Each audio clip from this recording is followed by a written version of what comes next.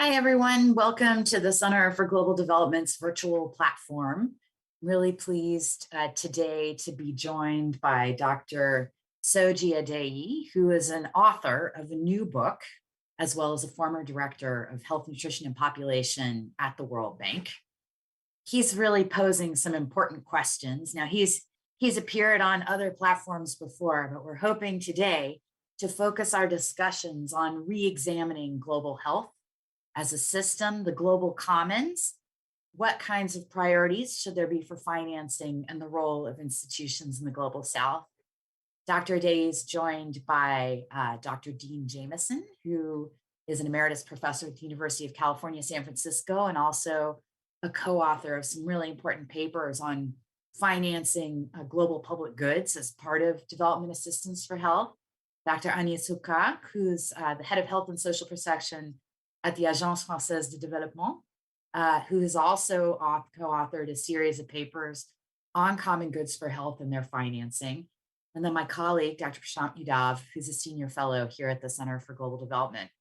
So it's a star-studded panel, I think really a uniquely suited panel to discuss something, there's been a lot of discussion, of course, no one is exactly to blame. We really can't lay the COVID-19 catastrophe at any one organization's doorstep. But we have to say, as a whole, the system has not worked to limit transmission of this highly infectious disease, COVID-19. I myself, I'm just recovering from Omicron at this moment. So I think we can say that, the global health architecture did not work to limit spread. And national health systems themselves really had a very varied level of performance in the response to this shock. All of that has really reinvigorated a debate about the right way to prioritize and use development assistance for health, which is concentrated mainly in a couple of specific infectious diseases that we know well: HIV, AIDS, tuberculosis, malaria. And I guess the question is, what should aid really finance? Should it focus on global capacity for infectious disease, surveillance, governance, policy coordination, research and development for new health tools? Or should it be used to continue to subsidize directly the purchase and delivery of medicines, vaccines, and other kinds of health technologies, or some of both? And then how much of both and how to decide? So, in the ideal world where resource constraints were no problem, this wouldn't be a choice, but in reality, it is a choice. And I think Soji's book really goes right to the heart of this. His book is called Global Health in Practice: Investing Amidst Pandemics, Denial of Evidence, and Neo-Dependency. So I'll turn it over to him to sort of give us the highlights. I encourage everyone to invest themselves in this excellent book, and then we'll turn to our panelists. So over to you, Soji. Thank you, Amanda, and to your team for convening this forum, and thanks for your very kind introduction. We are living in a clarifying moment in global health, and whether this becomes a new beginning or a rehash of what has gone before depends on the choices we make today. So the book includes broadly two sets of reflections and a core proposition. The first reflection is how global health is so unhappy today. We know that aggregate health outcomes have improved significantly over the last 77 years or so since the Second World War. But today, global health is an intersection of power, money, and neo-dependency. So a lot of the discussions that we have about health systems, health outcomes, the financing, etc., really take place at the intersection of geopolitics, the power dominance of the global north, the relative subservience of the global south, and what I call neo-dependency. Now, the inequities and the turmoil of COVID-19 cast a light on all of this, but they were there before COVID.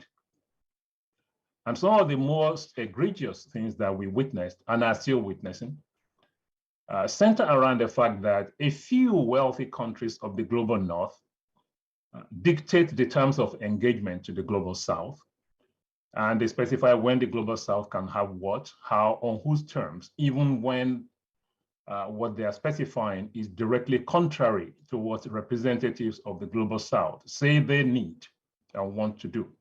So this is to the strategic detriment of the Global South. Now, the power play is sometimes direct, and sometimes it's mediated, or oftentimes it's mediated by large global institutions, whether they are normative institutions or financing institutions or partnerships, which are dominated by the high-income countries of the global north. And either intentionally or unwittingly, many countries of the global south have settled into a pattern of new dependency on the global north, which means leaders of many countries in the global south have abdicated their own responsibilities to their citizens, and they have abdicated any form of accountability whatsoever. Now, how did all of this come about? In a nutshell, much of this accelerated during the era of slavery and the era of colonialism, with the establishment of multiple schools of tropical medicine in Europe and public health in North America. That supposedly benign knowledge network became, in fact, the health wing of colonialism and exploitation. Post-World War II, it then fused with the advent of foreign aid for health. And so you have this hyper concentration of power and dominance in just one part of the world. And it's important to note that there are two kinds of substitution at play. This is very important. One is quantitative substitution, whereby foreign aid, or if you like, official development assistance, substitutes for domestic revenues in a number of the recipient countries. It's not a one-to-one substitution, it's partial. The second one, which is probably even more pernicious, is the qualitative substitution, as I mentioned, leaders of the many countries in the global south are no longer in charge of their own affairs, and they seem almost happy to do so, to abdicate responsibility. So much for the diagnosis. What is to be done? I think the time is ripe to do things very differently. It will not be easy, but we do these things not because they're easy. We should do them because they're absolutely essential. It's a realignment of power, a realignment of priorities, and a shift in the locus of accountability from the global north to the global south. Specifically, there's a need for a thorough overhaul of foreign aid for health. So what will this entail? First, end foreign aid for basic health commodities and essential health services, including all those items on WHO's list of essential medicines and diagnostics. Second is to reform technical assistance, to end this approach whereby it's assumed that experts parachuting in from the global north to the global south will solve the problem. A third one is to refocus foreign aid where it's going to give the highest value.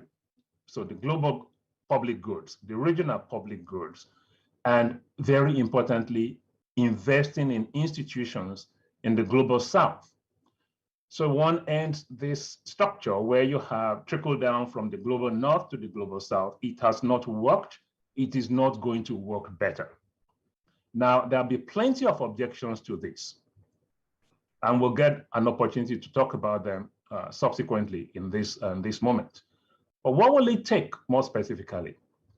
Anybody who insists on financing basic commodities like vaccines, childhood vaccines, bed nets, drugs for malaria treatment, et cetera, should simply do so by subsidizing them at the factory gates and then get out of the way. Let the countries do the procurement by themselves, or let them choose their own procurement agents.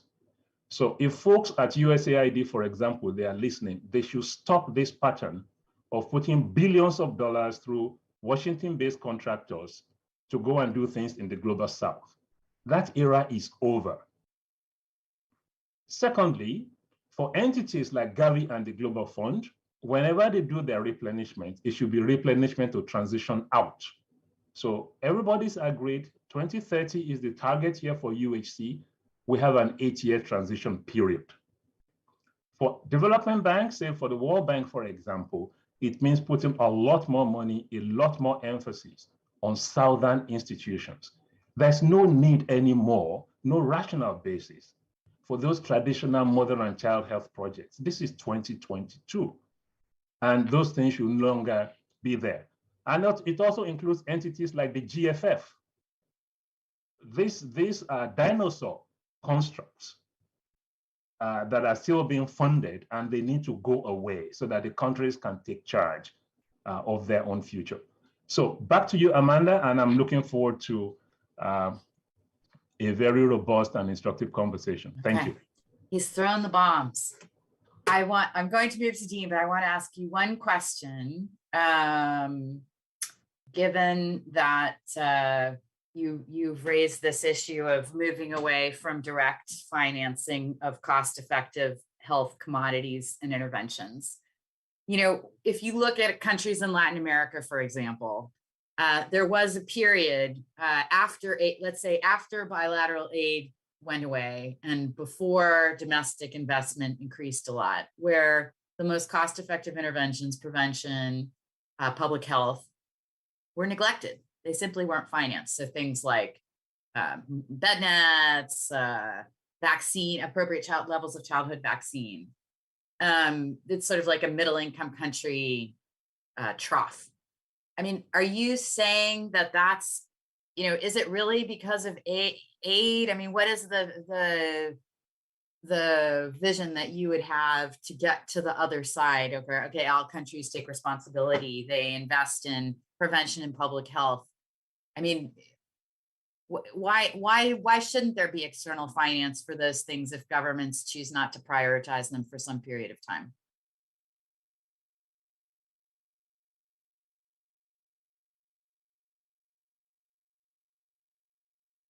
Did you hear me, Soji? Hello? Yes. Did you hear? Yes, Okay. yes, I heard you. So, if we let's look at the incentives. Okay, let's look at the incentives. So I want to take us out of this meeting and put us in some capitals in South Asia, North Africa, Western and Central Africa, parts of Latin America. Amanda, if you and I were in charge of decision making in those countries, we do have some priorities to attend to, and we will be operating under certain political pressures.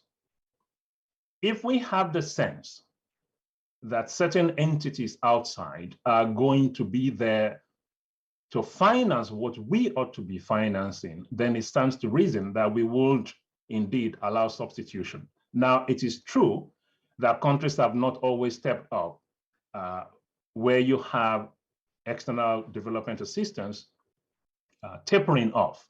And I think that is an opportunity, or if you like, a reason for us to then look at how to do things differently.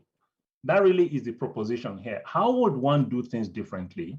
How would one ensure that the incentives are aligned differently and that they are better aligned? And in my view, based on experience across the world, I think a missing linchpin there is the local accountability, the absence of, if you allow me to put it this way, electoral consequences for poor performance by the government, and the absence of effective voice by the governed. I think that is really key. Those two things, they are key. So what might be the alignment of incentives globally? Very briefly, I think there needs to be a shift away from the current dispensation whereby every year or every other year, we have very thick publications, usually published in the Lancet or elsewhere, saying it's going to cost so many billions of dollars per year to ensure universal health coverage all over the world, because the implicit message there is that somebody is waiting, somebody has a wallet to pay for all of those. We know, partly from work done by WHO, including Agnes, who formerly was there, and of course, Dean, and some work that I have done with colleagues on progressive realization of UHC, that some countries are going to be in dire straits to achieve universal health coverage, say over the next decade or so. Well, you can always look at special cases, highly distressed countries, countries in situations of war, for example. But most countries are not. Most countries are not. So the question is, how does one reform the functions that need to be performed, and then the structures? Structural reforms should follow functional reforms. And I posit that as long as we have a situation whereby there are large grant-making institutions that replenish year after year after year in perpetuity, we are cementing unwittingly an architecture that actively undermines health development in countries, and we are cementing an architecture that prevents sustainable development in those countries. Back to you. Okay, thanks, Soji. Now let's turn to you, Dean. You've talked a lot about how global public goods should be an increasingly large share of development assistance for health, given the history of economic growth in lower income countries, although we have to admit now that there have been huge setbacks because of COVID-19. We don't know how that's going to play out in terms of country income and revenues over time, but can you reflect a little bit on that earlier work? And then also sort of the practical aspects of this. How would you define sort of a national, the domestic public good versus a global public good? How would you determine the subsidy according to the externalities that those investments might generalize? And then connected to that, some argue actually that aid should really be limited to redistribution activities and that global public goods actually shouldn't be even tagged as aid. Do you have any thoughts on that? So for example, the OECD DAC does not want to tag COVID-19 vaccine R&D financed by CEPI as development assistance for health. What are your thoughts on all of this? Well, Amanda, thanks for inviting me to join you.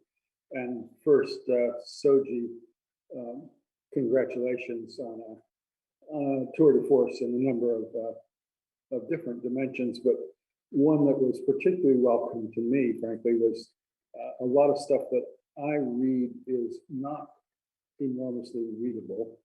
And I find your recent publication fun to read as well as informative. So from a number of perspectives, I think congratulations.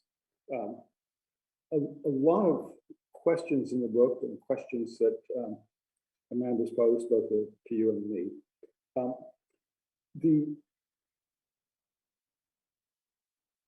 main strength, the overwhelming strength of the book as I read it, is the candor with which the volume advances the notion that financial support for health system strengthening in countries, for disease control programs in countries that are investments that are highly cost effective, that is an area that the international system should move out of.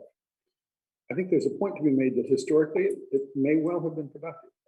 Health aid compared to aid in other sectors, I think has generally been, if you look across sectors, productive. And I think it has contributed to the success, Soji, that you noted, and in the broad improvements until recently, broad and massive improvements in health conditions.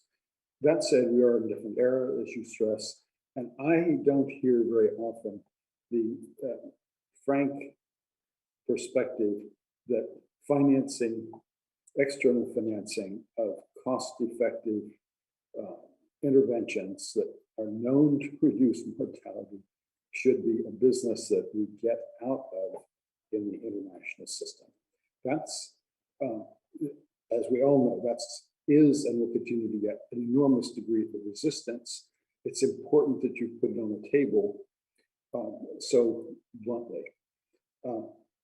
It's important that you stressed in parallel that yours is not an argument against development assistance or even against increasing levels. It's for changing priorities, of shifting those resources to where international resources will do the most good. And on international public goods, and the dividing line between international public goods, domestic public goods, and in both cases, what important goods that are not particularly public goods. So sometimes public goods is used as a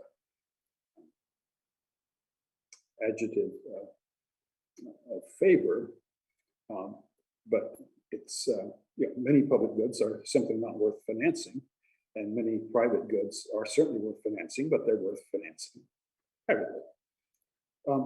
So a couple of reflections on where we go. One is, I think that Soji also made the very important point that if you're going to try to make this transition, if an individual donor or a government strong enough to effectively negotiate with donors wants to make the transition away from commodity-specific aid, to take an example, but that's not a transition that's going to be quick or easy. I think 8 years was the time frame that you mentioned in the book, but whatever it is, it's not 2 years. It's not, I think, not 4 years. It's 8 years or 10 years of a gradual but determined transition. A second point I'd make about the transition to global public goods is the notion that a global public good is not necessarily to be delivered by global or regional institutions. And what do I mean by that? Take two of what are, I think, very high priority among global public goods in health. One is pandemic preparedness and, to a lesser extent, pandemic response. And that's been full of our thinking recently. And antimicrobial resistance. So there are clearly important things to be done at an international level in the research and development domain. But there are important things that need to be done at a country-specific level. And to get to the point, I think that you stressed many times, Soji and Amanda, about the importance of incentives. If you think about the incentives for a fairly small, not very rich country to invest in important aspects of control of AMR or pandemic preparedness, the health minister comes to the finance minister and says, we need more for pandemic preparedness. Look, we just had this COVID epidemic, we're still having it. A finance minister, to me, reasonably says, what fraction of the benefits, you're talking about global public goods, what fraction of the benefits of those investments in our country from our treasury go to benefit the citizens of our country? Aren't we paying here in our relatively low income country for goods that are of value globally, or at least regionally? And so the finance minister rightly sends in my view, the health minister home on that question. No, don't spend a lot of money, domestic money, on these important things. And that then is an example of an extremely important misalignment of incentives, the incentives of local finance minister with what's in the global public good. And therefore, financing very country-specific activities, including commodities, surveillance systems, but very country-specific activities in several different dimensions. I think AMR and pandemic preparedness are two of the important ones, but not the only ones. That is a direction for a redirection for aid toward those country-specific activities where the national incentives are correctly weak for domestic finance.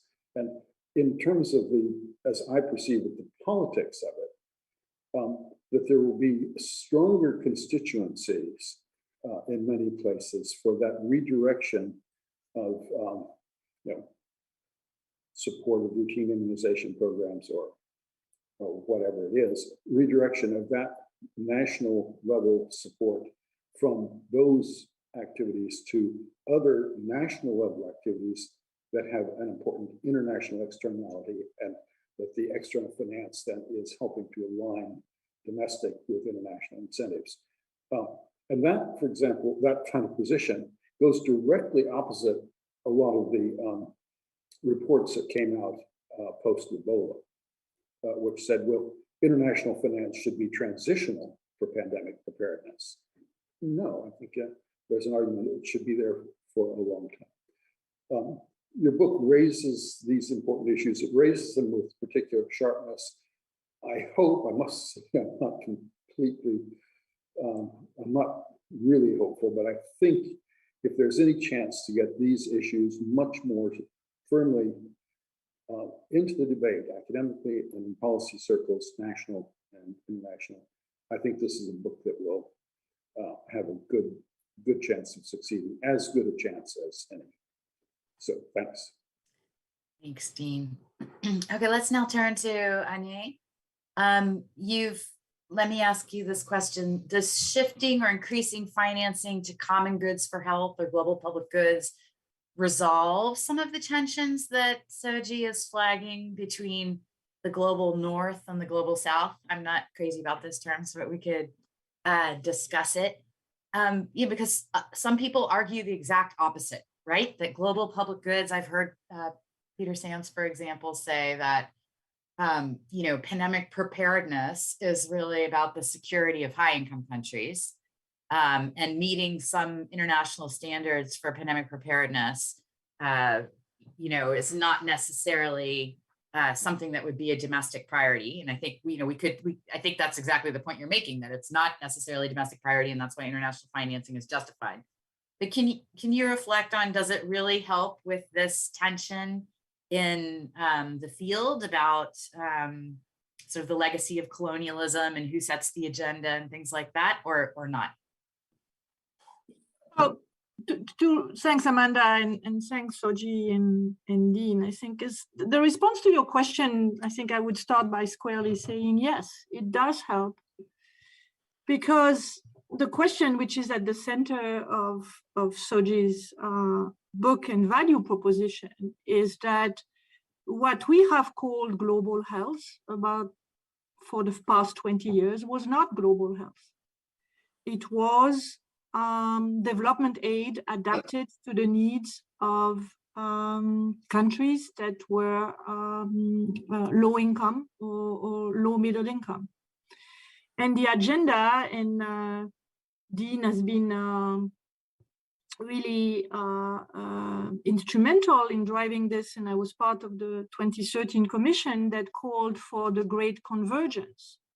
So we were all functioning in a framework where we thought that the whole world was on the path of progress, and rich countries had gone through the Great Escape, as was characterized by Angus Deaton in the 20th century. So richer countries were able to reduce child mortality dramatically, reduce fertility, and increase life expectancy. And then the agenda was to help poor countries to reach those objectives. But what the 2013 Lancet Commission, led by Dean and Larry Summers, also said is that what we started seeing looming is a truly global health agenda, which was that with globalization, with the planet agenda emerging with climate change, biodiversity loss, antimicrobial resistance, and pollution, that increasingly the health agenda was becoming global food systems are globalized. We see it with the Ukraine crisis now that is going to affect food security in many low-income countries. So we have a global world. And we have had many benefits of this globalization. Markets are providing good things, and they got us on the path to higher income and decreased poverty.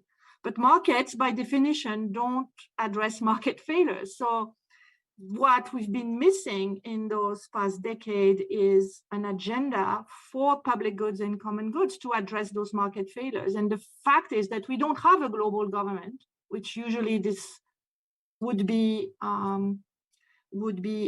trusted with that function. Whatever we have as global government is the United Nations, very fragmented with very different agencies, and there is no single agenda that actually looks at global public goods and global commons. So there is a need to radically look at the issue of global health differently, not from an ODA perspective, but from a truly global health perspective, which is the health of people on Earth over the next decades. And increasingly, the problems will be global. We've seen it with COVID-19. We started seeing it before that, certainly with HIV. TB has always been a global issue. So it's not a dual agenda. It's what is emerging is one agenda. But the other reason why we need to think much more about how to finance the commons is actually that many of the hypotheses that we were holding on in development aid for health proved not to be happening. And that's what Soji's book is showing. I mean, we've been talking about fungibility and substitution effect on an anecdotal basis for years. But what we have now, and that's the beauty of our times, is we have much more evidence, we have much more data. So now we have 20 years of national health accounts data for 190 countries. And we see what has happened over the past 20 years. We've seen aid for health increasing, and we've seen at the macro level, we've seen a decrease in domestic spending in low-income countries and in low-middle-income countries, a decrease of public domestic funding. So we have macro evidence, which is not easy to get, that actually what has happened is governments have withdrawn funding for health over the period. And this has been really illuminating in the sense that what we've seen also is that out-of-pocket spending has increased in that same period. So in fact, what has happened with economic growth and poverty reduction is people have started spending more on health, and then there's been aid, but there has not been a formation of a common approach to funding health, which is at the heart of not only funding the commons, but also funding UHC, which is a social contract and needs that collective action. And that collective action has not been fostered by the current global health architecture, which has been very much in a framework of funding commodities and on the basis of a short-term cycle of replenishment, in which it has had to, these replenishments have to demonstrate that these commodities reach individuals. So we have a short-termism. The accountability framework doesn't incentivize long-term investments in institutions. There has been almost no investment in training health workers. So we have 20 years of underinvestments in training health workers, which led to a shortage of health workers. And when we look at the UHC index that we're measuring now, what we see is the index has been increasing thanks to better coverage with HIV, TB, and malaria intervention. There has been no improvement in health systems. and little improvement in the other indicators. So no investment in public health system, no investment in training. And when we look at the impact of public spending on health, we see little impact on coverage. We see actually when we do a cross-country analysis, we see no impact. Coverage has been driven by economic growth and poverty reduction, and public spending has mainly worked in providing financial protection wherever it has increased. And currently, primary healthcare is mostly funded by households out of pocket.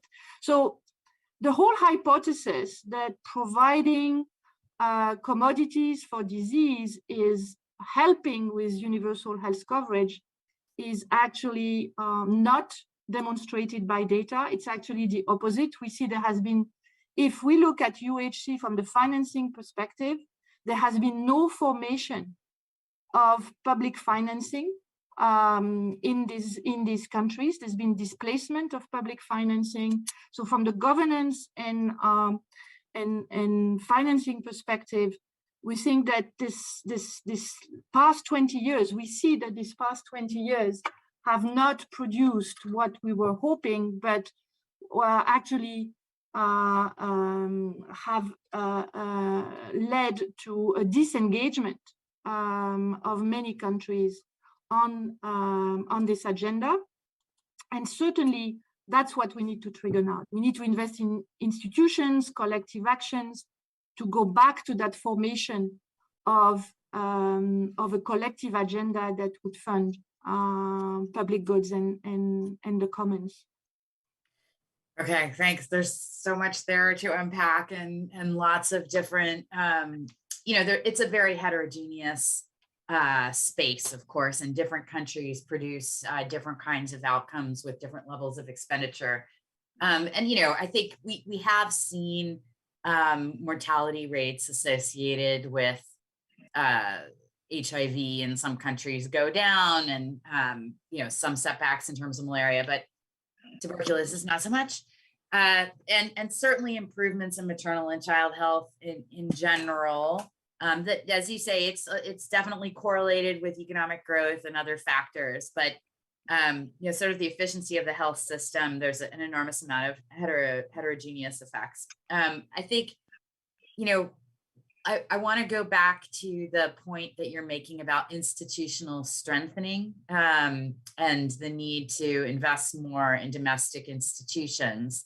And there's another sort of hypothesis that's being floated, which is that having disease-specific goals is short-termism and somehow inconsistent with strengthening national institutions.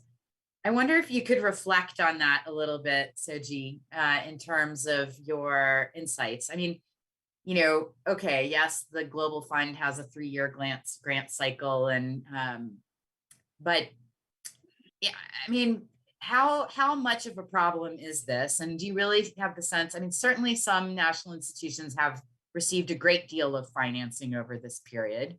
Could have been more, certainly. But how would you envision this kind of financing working for institutional strengthening?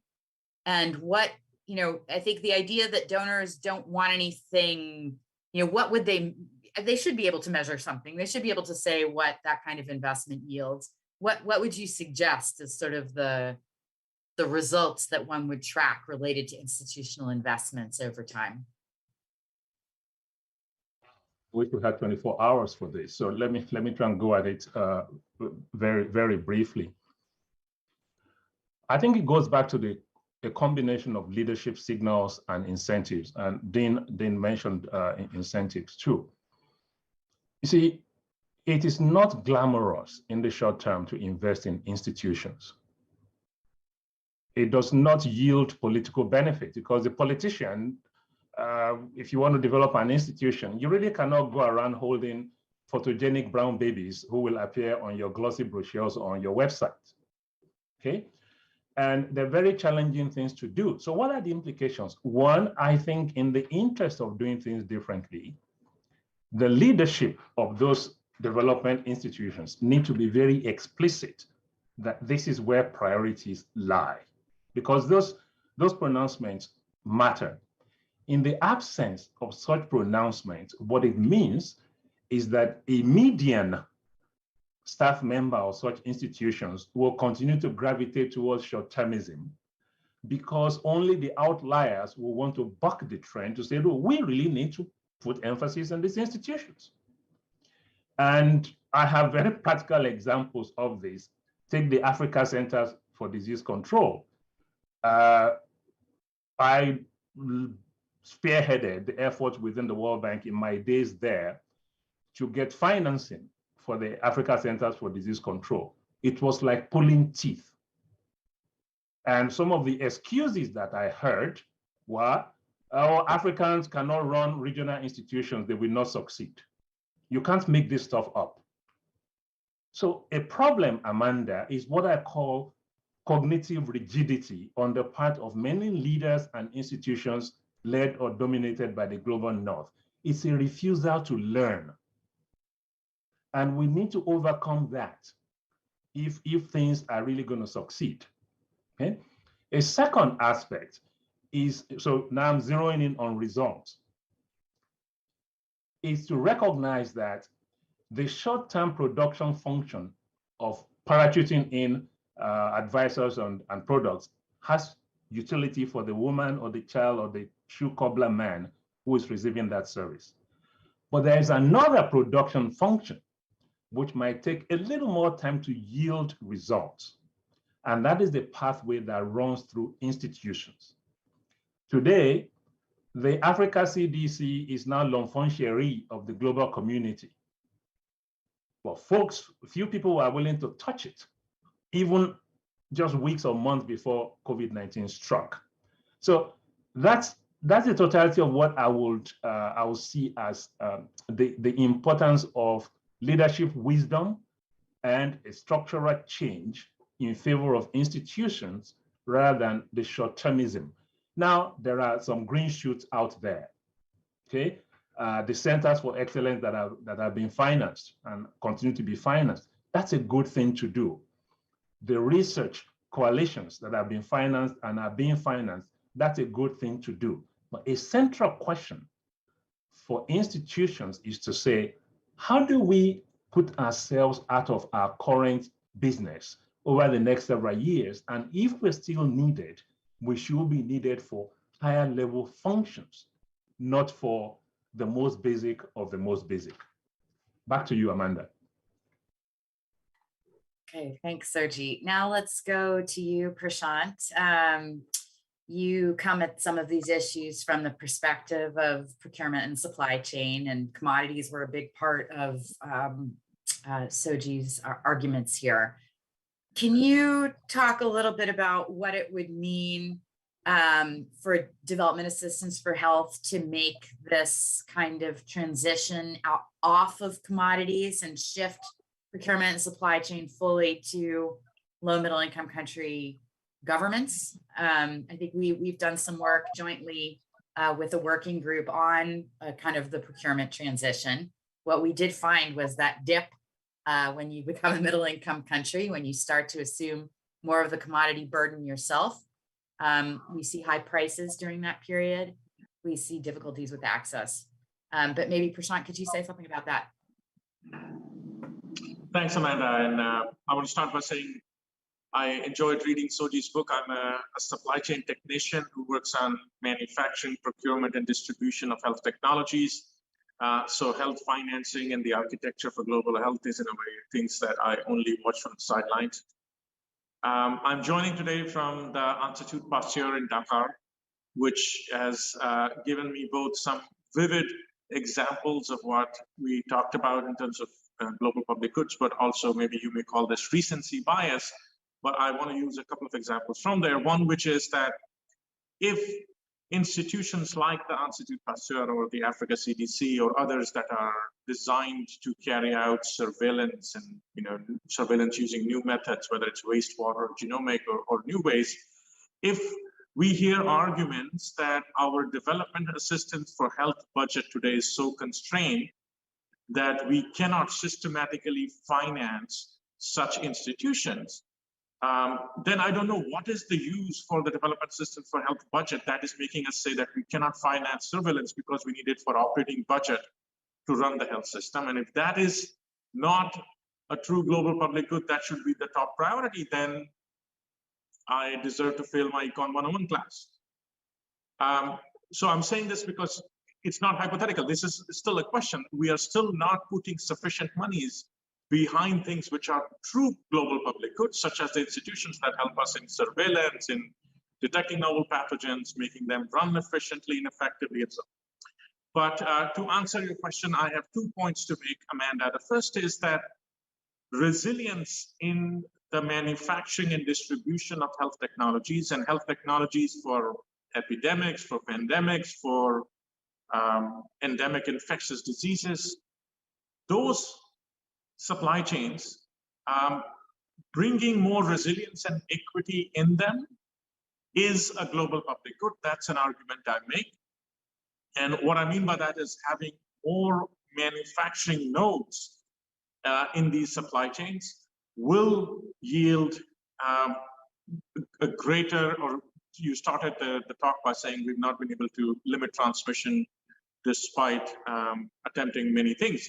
So I think that is a key pathway and contributor to limiting transmission, and not even saying pandemic, but even for epidemics and endemic diseases. And that is something which is not about debates that have in a way taken a lot of policy attention and time, such as, is it about intellectual property, is it about other things? There, the key question is, will we have a buy-side infrastructure that can buy from the new nodes and sites that come up? I think the argument that we can't do it in the global south, as the term that's used, I think that argument we've already solved for. We know we can do it in the global south. Now it's a question of, can we sustain it? And sustaining it meaning what will be the demand-side architecture that can be put to sustain it? So while I agree with all of the points that Soji makes in the book, I also believe as a supply chain technician that supply chains dislike fragmentation of financing, they dislike fragmentation of information, and they dislike fragmentation of procurement. So if we want to make the newer sites for health technologies, which we all are quite passionate about, committed to, people are financing them, then we ought to think about who they will sell to, and can we truly afford to say that they will sell to a fragmented country by country procurement architecture that is setting them up to failure? Because, for example, the Indian and other Asian manufacturing sites that are now the mainstay of health technologies in global health, they never had to sell to 50 countries individually. They had the luxury of selling it in one go to one global entity in Geneva, and that made their market and helped them achieve economies of scale and efficiency, which allowed them to become super efficient on cost, prices, and so on. So if we go down the pathway of saying we don't want this global architecture that subsidizes the purchasing and financing of health technologies, and we do that too quickly, then it's not a fair game for the new nodes of manufacturing that are coming up. I would not want to set up a rapid diagnostic site in Africa to make lateral flow tests and then realize that, everybody in Asia got a chance to sell it to the global fund in en masse, big procurement, but now when it's my turn, I will have to sell it country by country, tender by tender, and I'll have to navigate through the fiscal space of every individual country. That is putting them to too much of a challenge. So then I want to say that the fixed cost of making some of this happen, which I mean in new nodes, which can be more efficient, that can work in ways to promote resilience in the health technology supply system, and as a result solve some of these global public good issues. I think that fixed cost, when we talk about financing the fixed costs of that, people shirk and say, well, we only have this much money. So if we are serious, then those fixed costs have to be the equivalent of the present value of future operating expenses that we are willing to finance. If we do the economic calculus right, then suddenly the pot of money or the quantum of money that we have, then yes, we can talk about saying we can quickly move away from this architecture. But otherwise, we are working with in a very tricky environment where the market sizes to serve some of the low-income countries and some of the low-middle-income countries, those market sizes are small. By themselves, the markets cannot be served effectively through high-quality technology, high-quality medical technology or health technology. Local and regional production is starting, which is a great endeavor. But the market size is not at a level that it can be done entirely independently. So we need something else, some other aggregation method, and the creation of that aggregation method is also my claim that it is a global common in that sense, because that creation will then enable us to get. So I think what is happening is that there are these layered levels of what you would call as common goods, some which are clear and are as good as a textbook definition. Some are less clear, but they are a pathway to get to what is a textbook definition. And how do we prioritize them? I think we do have some way of thinking about it, but it is different from the way that we have perhaps used in the past. That would be my contribution to this. Thank you.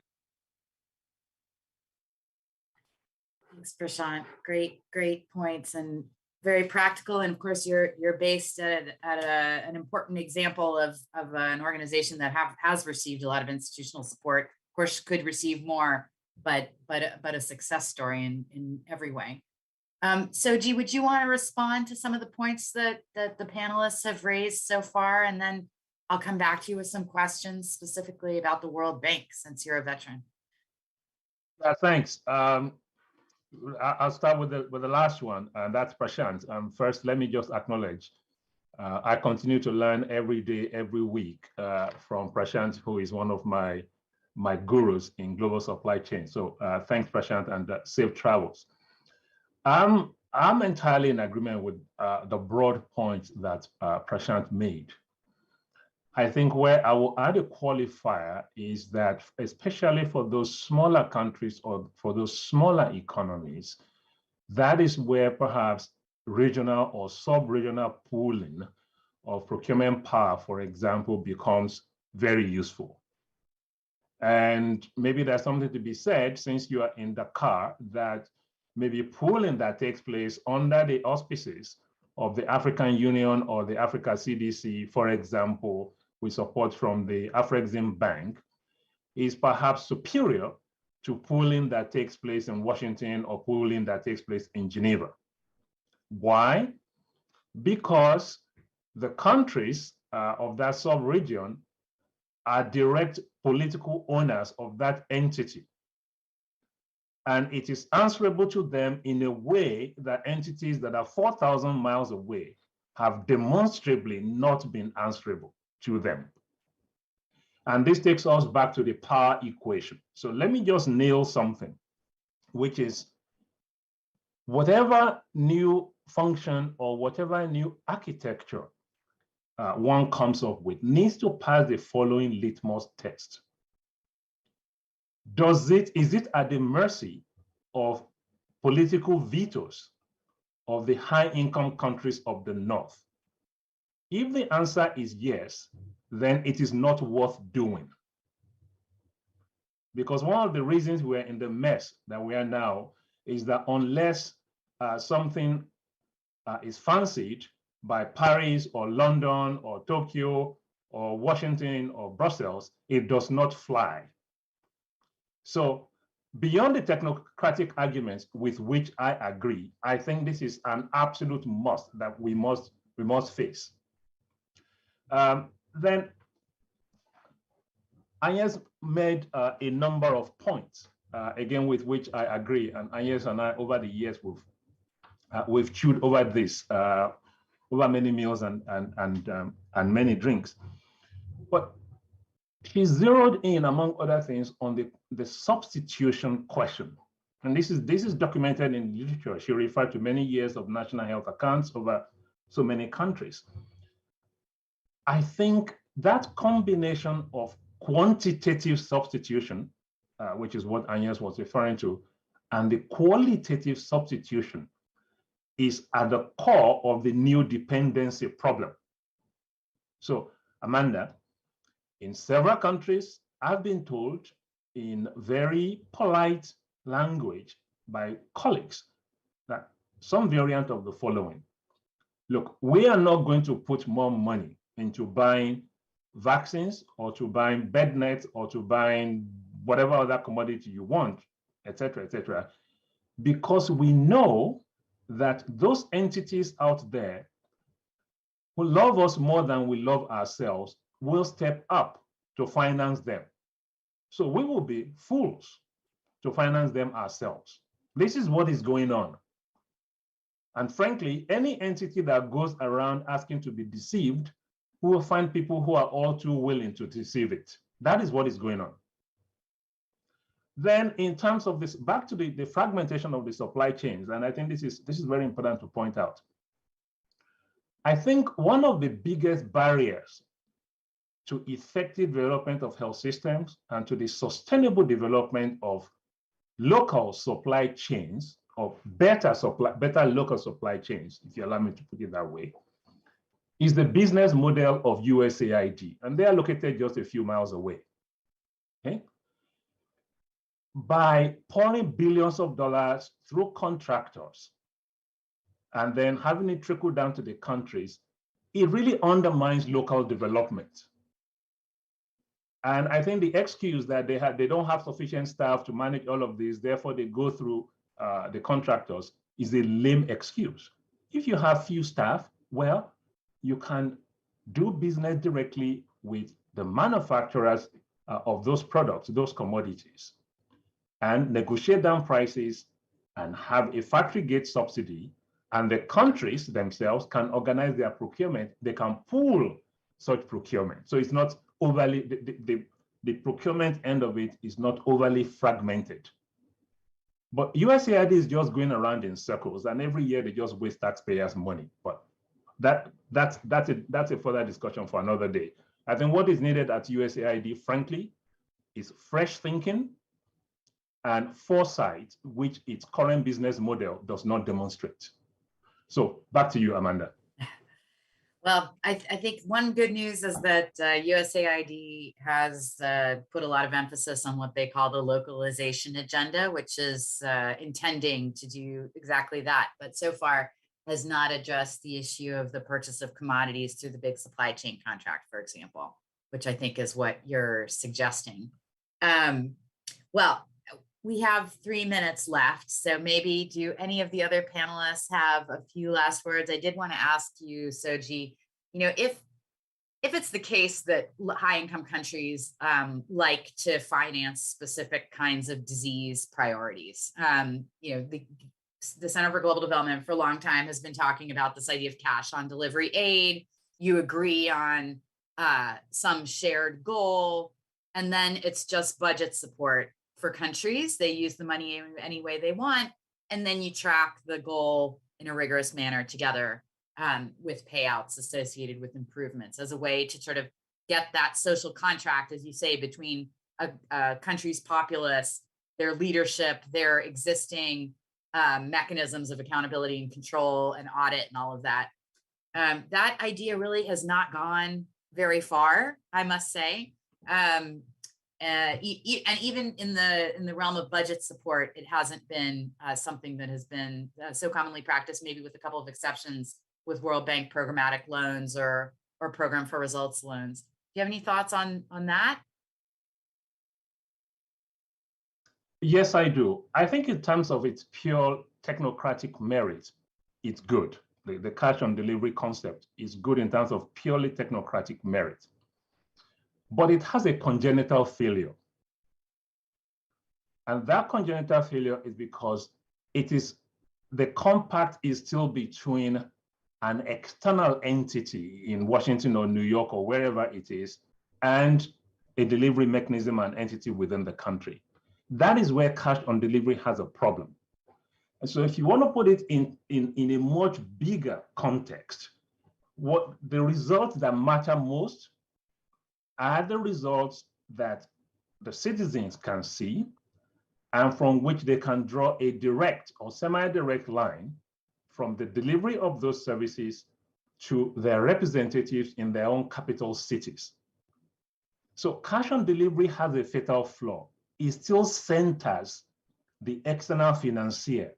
It does not center the population and the government of the developing countries.